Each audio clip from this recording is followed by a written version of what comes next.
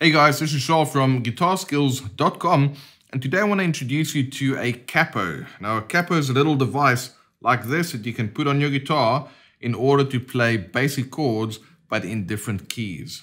So why do you want to do this? Well, as you are learning some songs on the guitar, you might find that, let's just say a song like Wonderwall, for example, uses a capo on the 2nd fret. If you want to get that exact same sound, you'll go ahead and use the capo.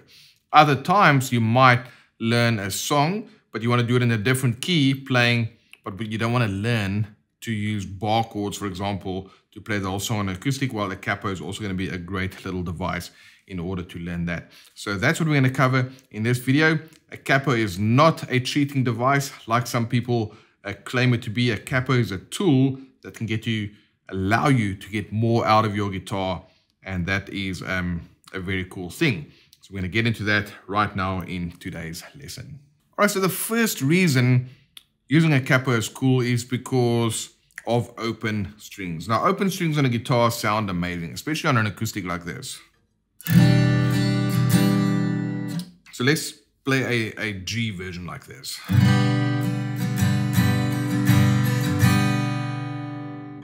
Those open strings have a real rich sound to them.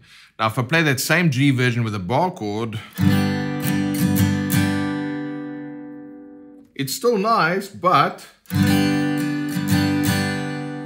compared to, okay, I don't know how that's coming out on whatever device you're listening to this to, but me sitting here, this sounds much brighter, much fuller, and it's because of the use of open strings. So sometimes if you are doing a session, recording some acoustics, or whatever the case may be, open strings are just going to have a different quality to them. And what happens on the guitar, let's just say you have to play in the key of A flat. Well, if you want to play 1-4-5 in A flat,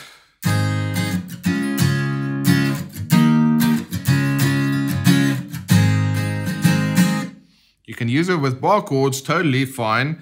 But if you have a capo, you can place that on the 1st fret. And I'm going to give you a little handy guide where you can see where you need to place the capo depending on what key you want to play. And now I can play G, C, D. But because I'm playing with a capo, it's actually going to be A flat, D flat, and E flat. Those same chords I play with bar chords just now I can play them with open strings.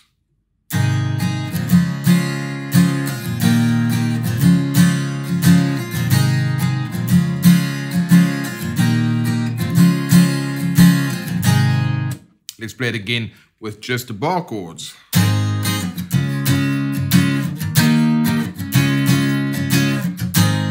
Okay, it still sounds fine, but it doesn't have that same fullness and that same kind of presence than what it does if you are using open strings. So that allows you to play in different keys that don't normally have open strings, and you can still do that.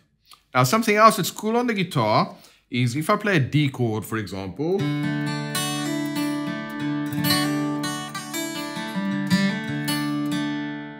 I have all these cool little embellishments.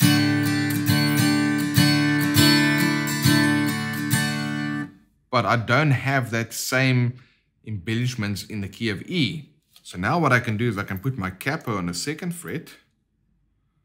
And let's just say you have to learn a song where there's like a distinct riff, but the vocalist needs to do it on another key. You can still get those same embellishments in a different key using a familiar chord shape. So here's D again.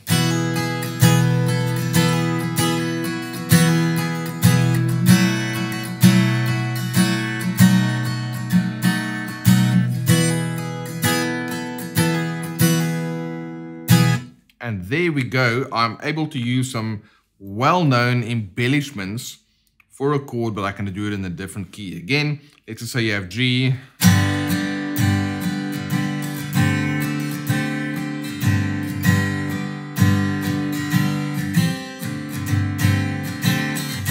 You wouldn't be able to do that in the key of B, for example, unless you have a capo, and you can place the capo on the 4th fret here. Now you can go.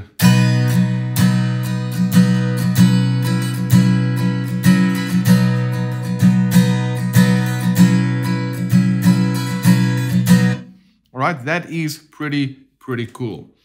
Now, what also happens when you're using a capo is you can get to access other keys with those open strings for two reasons.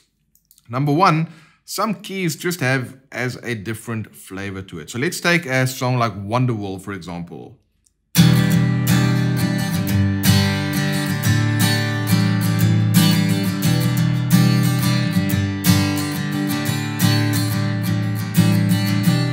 Okay, that sounds pretty close to Wonderwall, right? But let's listen to this. If I place the capo on a second fret, which one sounds more? Which one sounds closer to the real deal? Check this out.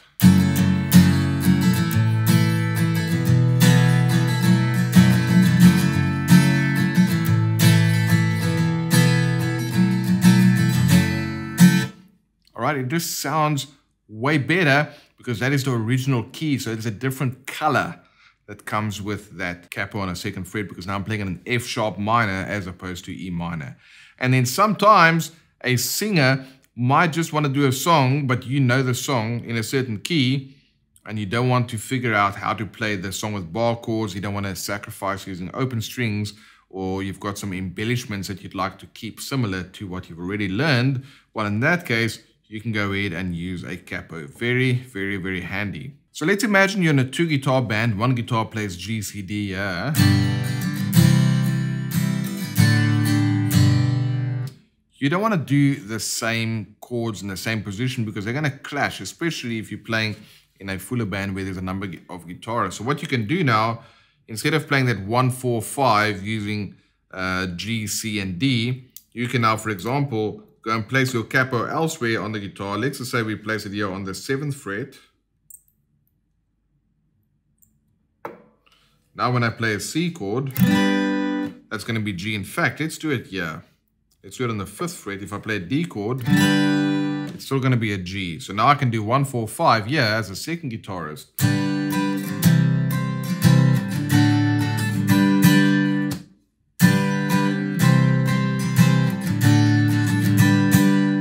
Where the other guitarist is doing this.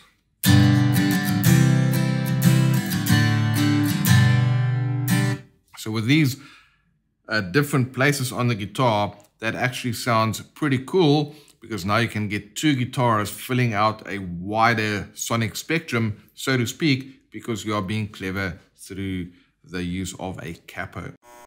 So there you go, a bunch of cool uses. Number one, you get to utilize open strings in keys that don't have open strings.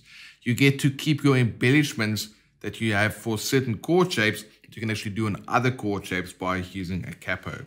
If a singer wants to do a song and you only know it in one key, well, you can just put the capo on and then play it on in that same key that the singer wants it to play it, even though you don't know the chords.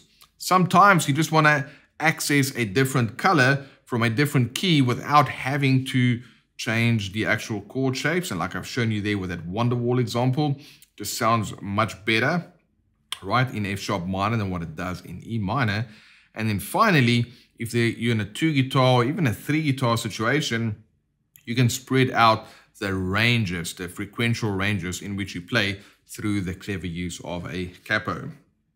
Bunch of good reasons to use a capo and to check it out in your playing. Some guys like Phil Keaggy, he actually uses multiple capos and open string tunings and just comes up with the most amazing guitar playing. So if you are in the mood for some entertainment, check out Phil Keaggy on YouTube making use of multiple capos. He's a master at work. All right, guys, hope you enjoyed this lesson. If you did, hit the thumbs up. Make sure you subscribe to the channel. Hit the bell icon. You'll get notifications whenever we release new videos just like this one. And please go ahead and leave a comment. I love hearing back from you guys. Tell me what your favorite part of the video was and what other things you'd like me to cover in future. All right, guys, thanks so much, and I look forward to seeing you in the next video.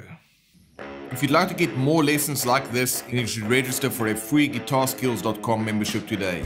Simply click the link in the description box and you'll get instant access to our private members area. And don't forget to hit that thumbs up if you enjoyed this video. Comment below and let me know what else you'd like me to cover so I can give you what you need.